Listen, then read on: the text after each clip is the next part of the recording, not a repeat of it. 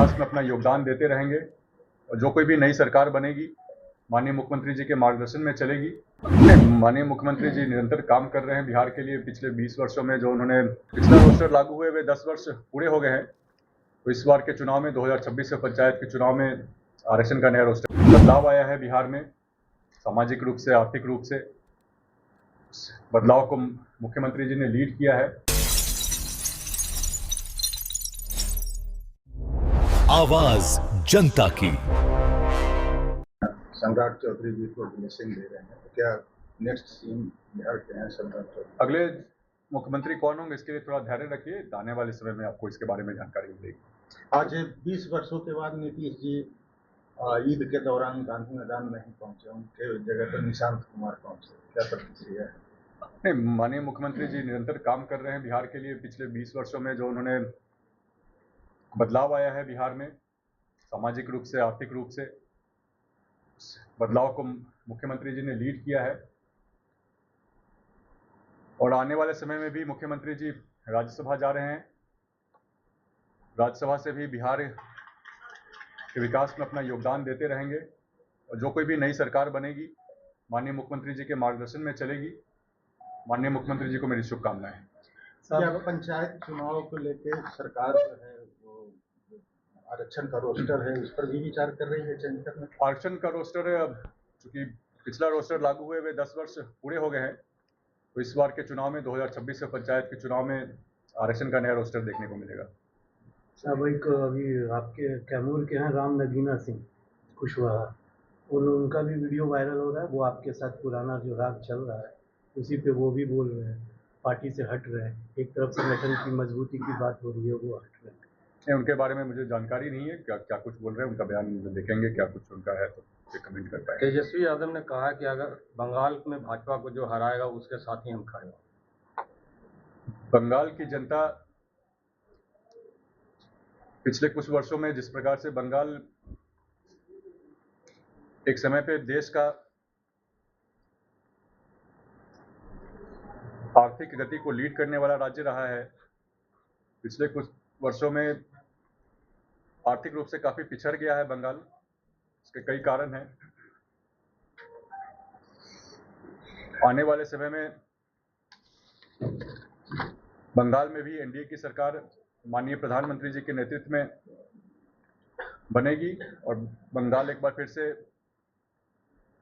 आर्थिक रूप से मुख्य धारा में जुड़ेगा। ममता बनर्जी ने अपने घोषणा पत्र में दिया है कि वो जनरल कास्ट के महिलाओं को 1500 रुपया मंथली और SC/ST के महिलाओं को 1700 रुपया मंथली देगी। ममता बनर्जी जी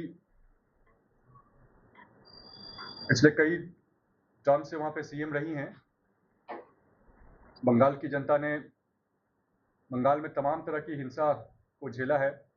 जब भी चुनाव होते हैं वहां पे और चुनाव के बाद भी राजनीतिक द्वेष से जिस प्रकार की हिंसा होती है और आर्थिक रूप से भी बंगाल जिस प्रकार से पिछड़ गया है, बंगाल की जनता त्रस्त हो चुकी है और निश्चित तौर पर इस चुनाव में माननीय प्रधानमंत्री जी के नेतृत्व में, एनडीए के नेतृत्व में वहां पे सरकार बनेगी। क्या लगता है सर कि ये जो वहाँ ममता बनर्जी ने 1700 और 1500 का जो गेम खेला है, कहीं ना कहीं बिहार का 10,000 का दोनों में फर्क है। बिहार में महिलाओं के बीच उद्यमिता बढ़े, इस सोच के साथ महिलाओं के लिए एक रोजगार का सृजन हो, स्वावलंबी बने महिलाएं, इस सोच के साथ माननीय मुख्यमंत्री जी के नेतृत्व में ये योजना आई है बिहार में और सभी महिलाओं को इसका लाभ मिल रहा है। बंगाल में आर्थिक स्थिति क्या है उसका जिक्र किया मैंने और आने वाले चुनाव में भी जनता का क्या जनादेश होगा इसके ऊपर सोच मैंने अपने बताई है। पंचायतों के विकास के लिए कोई नई नीति, कोई नया काम या नई सोच क्या भी हुआ है? पंचायतों के विकास के लिए निरंतर काम हो रहे हैं। पंचायत सरकार भवन योजना माननीय मुख्यमंत्री जी के ड्रीम प्रोजेक्ट्स में से एक है। पंचायत स्तर पे मिनी सचिवालय के रूप में पंचायत सरकार भवनों को स्थापित करना है ताकि गांव के लोगों की जो भी समस्याएं हैं, जो कुछ भी सर्विसेज चाहिए होती हैं सरकार से, उन सभी चीज़ों का निष्पादन गांव के स्तर पे हो जाए। पंचायतों में कन्या विवाह मंडप के निर्माण की योजना चल रही है। इस योजना के माध्यम से सामाजिक सौहार्द बढ़ेगा और साथ ही साथ परिवारों पे पड़ने वाला आर्थिक बोझ भी कमेगा। सोलर स्ट्रीट लाइट की योजना लगभग पूरी होने वाली है। उस योजना के माध्यम से गांव की गलियां रोशन हो ही रही हैं और साथ ही साथ पर्यावरण संवर्धन का भी काम हो रहा है। आने वाले समय में पंचायतों में मुक्ति धाम विकसित करने की योजना है। मुक्ति धाम में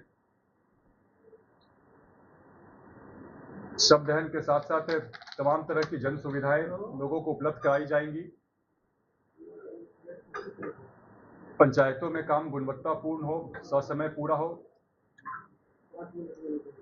इसके लिए नई टेक्नोलॉजी का जहां कहीं भी इस्तेमाल करना हो, जनप्रतिनिधियों के सशक्तिकरण के लिए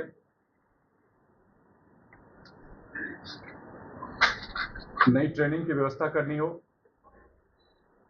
हर प्रकार की योजनाओं पे काम चल रहा है। और निश्चित तौर पर गांधी जी के Gram Swaraj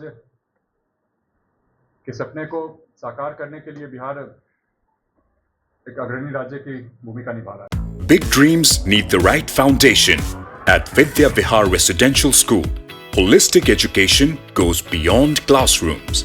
World-class facilities, caring houses, nutritious food, advanced labs, vast playgrounds, and inspiring mentors come together to nurture every child.